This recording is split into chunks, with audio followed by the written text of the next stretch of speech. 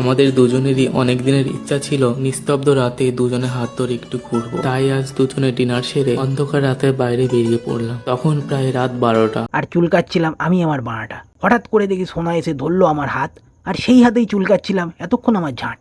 হাঁটতে হাঁটতে হঠাৎ দেখি পাশের বাড়ির থেকে সাউন্ড আসতে লাগলো, ঠাপ ঠাপ ঠাপ। সেই সাউন্ড শুনে আমি ভয়ে সোনাকে ধরলাম জড়িয়ে। সোনা দেখি আমার ভয় কাটিয়ে দিল আমাকে ঘুরিয়ে, আর সাথে সাথেই আমার পোঁদের সিলটা দিল বাড়া উড়িয়ে। তারপর দেখি এতক্ষণ যেই সাউন্ডটা পাশের বাড়ির থেকে আসছিল সেই সেম মিউজিকটাই দেখি সোনা আমার বাদ্যযন্ত্র বাজায় মানা উৎপন্ন করে দিল। তখন গিয়ে সেই সংশয়টা আমার মানা ক্লিয়ার হলো যে মিউজিকটা অ্যাকচুয়ালি কিভাবে তৈরি হচ্ছিল। মারা সোনা আমার খুবই ভালো, খালি সোনার পাজাটা কালো। এত সুন্দর মিউজিক দিল যে আমার মনটা পুরো জুড়িয়ে গেল। সত্যি সোনা আমার এত ভালো মিউজিক বাজাতে পারে, খালি কেন জানি না মিউজিক শেষ হতেই ব্যথা শুরু হয়ে গেল আমার গাঁড়ে। এখন গাঁড় তুলে ঠিকঠাক হাঁটতে আমি পারছি না, তবু আমি একটাই কথা বলবো, সোনাকে আমি মারা ছাড়ছি না। তারপরে আস্তে আস্তে বাড়তে লাগলো রাত।